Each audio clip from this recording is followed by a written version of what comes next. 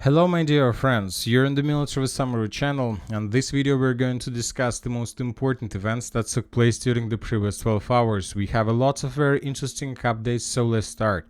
And first we're going to talk about the South Donetsk direction, about the villages of Katerynivka and Antonovka. As you can see, we have changes on the ground. During the previous 24 hours, the Russians, the armed forces of Russian Federation, conducted several attacks in the direction of the village of Katerynivka from the tree lines in the fortifications in the southern direction, and the Russians attacked the village of Antonovka from the east, from the territory of the village by the name of Paraskovyevka and Gardens Association Shakhtar. We have video that confirm additional Russian progress. The video was published by the 79th Air Mobile Brigade.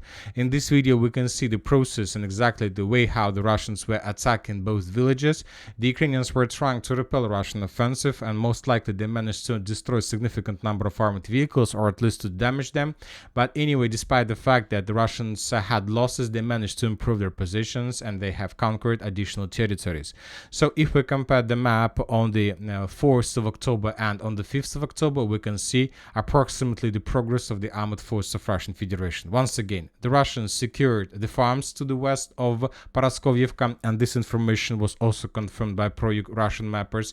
The Russians managed to take under control fields, and this information was confirmed both by pro-Russian mappers and by neutral mappers, and as well this information was provided and confirmed by additional geolocation.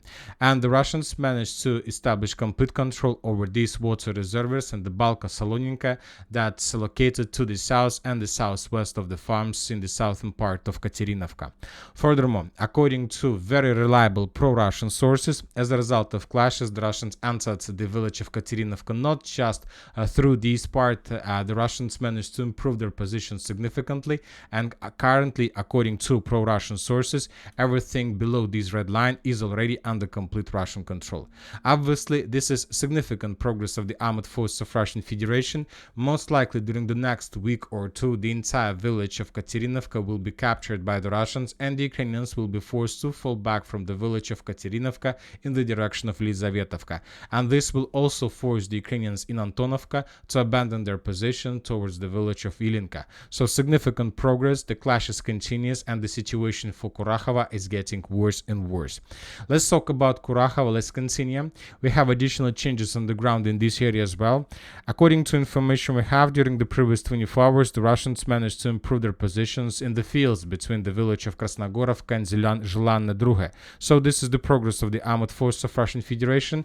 The Ukrainians, as we can see, are falling back, and this is exactly what is happening as we discussed in the previous video. The Ukrainians have just 2-3 days to save their army that currently is located in the city, in towns like Gornyak, Kurakhove, Zaryana, so in this area. And if the Ukrainians don't want the repeat of Ugledar disaster or the Ugledar tragedy, they need to begin evacuation right now. And most likely this is exactly that Ukrainians are doing. They began retreating first from the fields, and this information was confirmed by pro-Ukrainian mappers, and this information was confirmed by pro-Russian mappers. As for the cauldron of Gornyak Kurakhove, we continue receiving additional updates from the northern part. During the previous 24 hours, according to different mappers, the Russians managed to improve their positions and to take under control the central part of Tsukurina. There is just western part left, and we are talking about these barracks and hangars under complete control. As for residential part of the city of the village of Tsukurina, the village is under complete Russian control. We have geolocation that also confirm strong Russian control over the eastern part. In this video we can see the significant number of Russian soldiers that were taken under control the basements of some building, and that this territory was attacked by the Ukraine FPV drone. So we have strong control over the eastern part. We still haven't received anything that can confirm the control over the central and over the western part, but most likely during the next few days we're going to receive additional updates. Furthermore, we continue receiving very important details from the area between the villages of Izmailovka and Novoselidovka. I'll remind you that just 3 days ago, pro-Russian sources sources reported that the first sabotage and reconnaissance group of the armed forces of Russian Federation entered the eastern part of Novoselidovka, and today we continue receiving reports that the Russians entered the village of Izmailovka.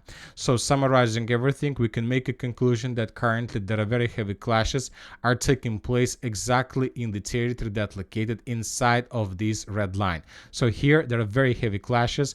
The Ukrainians are retreating, and if the Ukrainians lose the battle for this territory, then the Russians will be able to finish the creation of the Gornyak, Kurakhove cauldron, and from this moment the Ukrainians will not be able to retreat.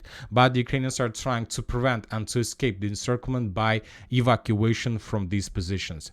Now let's move further. We have some changes on the ground in the north of Selidova. The Russians are taking the city in pincers and are moving exactly in the direction that we were talking about during the previous videos. Now let's move further and let's talk about the Toretsk agglomeration. Just yesterday we were talking about the battle for Zabalka block, for the Zabalka quarter of the city of Toretsk, and we were talking that the main purpose and why the Russians are storming is that they managed to establish complete control over this intersection of roads between the Shakhtarska Avenue and the street and the Centralna Street. And today, this morning, we got geolocation that confirmed additional Russian progress exactly in this direction. So once again, the block of Zabalka was completely cut from supply from the mainland, from the Toretsk. There are still the roads with a very poor quality that Ukrainians can use for evacuation, rotation, and support purposes, but all these roads are under complete Russian FPV drone control and artillery control, and if Ukrainians use these roads, they suffer significant losses. Once again, let's take a look at this geolocation. The Armed Forces of Ukraine published the video of how they were FPV droning the Russians exactly in this point. This video confirms that the block of Zabalka is already encircled, is located in the operational encirclement.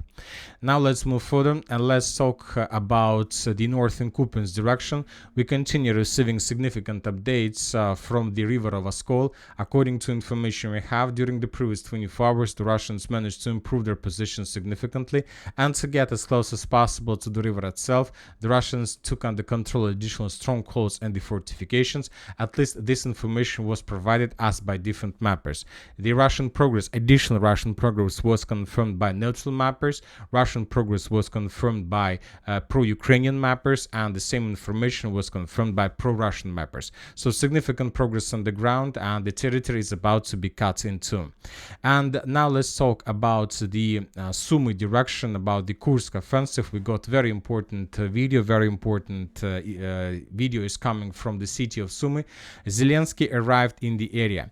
You know that this is a very bad sign for the Ukrainians, because since the beginning of the special military operation, every single city that was, or town that was visited by Zelensky, later, a few months later, was captured by the Russian army. We are talking about Bakhmut, we are talking about Avdiivka, we are talking about other different positions along the line of combat contact. There is probably just one city that still hasn't been captured by the Russians that was visited by Zelensky, and this is Pokrovsk. But currently the Russians are attacking in the direction of this city as well, so it doesn't mean anything. Anyway, Zelensky arrived in the Sumy to check the defense, to check the situation, and most likely Zelensky arrived in Sumy with a very bad piece of news for the Ukrainians on this territory, that the Russians are planning to finish the battle for the Kursk salient, for the Kursk positions very soon, and then the Russians most likely are not going to stop. The Russians will continue moving further in the direction of the city of Sumy, so that's why it's time to prepare defense lines, and it's time to prepare meet the Russians on the territory of Ukraine, which is obviously going to happen very, very soon. And that's it for today. Military Summary channel reminds you, we condemn any violence in the world. Thank you for watching. Subscribe to my channel, put your likes to my Patreon, and have a good day. Bye bye.